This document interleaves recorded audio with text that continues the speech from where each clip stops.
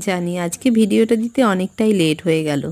আজ আমি সামনেই যেহেতু পয়লা বৈশাখ সেই জন্যই একটা পেঁচার আদলে তৈরি করা একটা টাই চেন সেইটাই আমি কালার করব এবং গোটাটা কিভাবে তৈরি করছি সেটাই আমি তোমাদের সাথে শেয়ার করব। মাটির পুড়িয়ে রাখা পেঁচাটাকে সাদা রং করে দিয়েছিলাম, আর বাদবাকি যে কানের দুল আর এক নিচের দিকে ঝোলাবার জন্য যে ছোট ছোট কড়িগুলো বানিয়েছিলাম মাটির, সেগুলোতেও সাদা রং করে দিয়েছি। আর পেঁচা যেহেতু লাল সাদা রঙের বেশি দেখতে ভালো লাগে, সেই জন্য আমি এখানে লাল সাদা রঙটাই রাখার চেষ্টা করেছি। আর এটা কিন্তু লাল আর সাদা কাপড়ের সাথে খুব ভালো কিন্তু যাবে।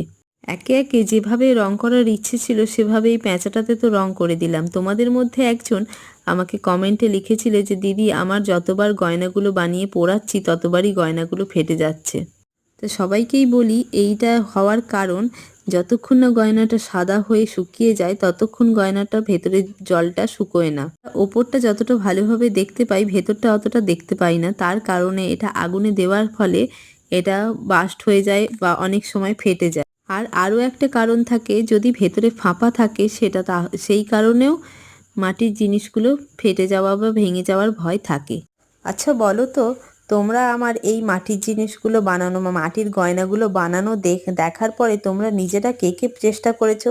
একবার কিন্তু আমাকে কমেন্টে জানিও যে তোমরা কে কে চেষ্টা করেছো।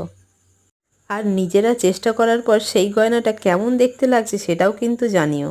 ঘরের কিছু কাজের কারণে আমি এখনো অনলাইন ক্লাসটা শুরু করতে পারিনি। কাজ শেষ হলে আবার চেষ্টা করব অনলাইন ক্লাসটা শুরু করার।